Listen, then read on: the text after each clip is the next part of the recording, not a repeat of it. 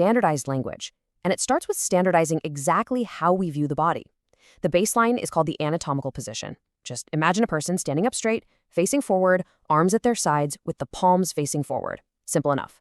From there, medical professionals use imaginary planes to essentially slice and view the body. Try not to picture this too graphically, but the sagittal plane divides the body vertically into left and right. The frontal plane divides it into front and back, and the transverse plane slices horizontally, dividing the top from the bottom. It's also really interesting how we categorize the broader regions of the body. We generally break it down into two main parts. First, you have your axial parts. That's everything perfectly in line with the center of your body, so your head, your neck, and your trunk. Then you have your appendicular parts. These are exactly what they sound like. The appendages, like your arms and legs, that attach to your body's central axis. And to pinpoint an exact location, they use directional terms. Anterior is the front of your body, while posterior is the back. Superior means towards the top, like your jaw being superior to your lungs. Inferior is towards the bottom. Medial means closer to the midline of your body, while lateral means further away.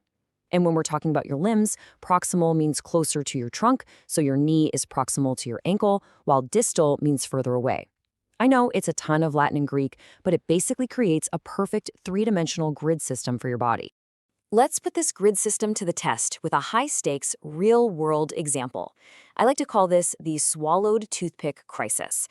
Imagine, you're eating this massive club sandwich. You're starving, you're distracted, and you completely forget to pull out that little frilly toothpick holding the whole thing together.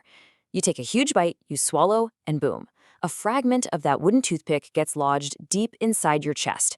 You rush to the hospital, they take an x-ray, and realize you need emergency surgery, like right now.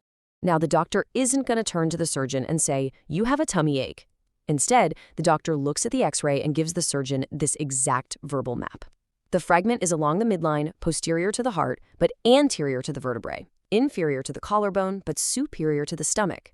By using this dense, incredibly precise anatomical terminology, the surgeon knows exactly where to look without doing any guesswork.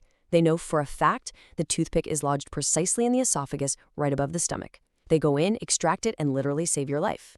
Which brings us to the end of today's explainer, and to this final question. How well do you actually know your own internal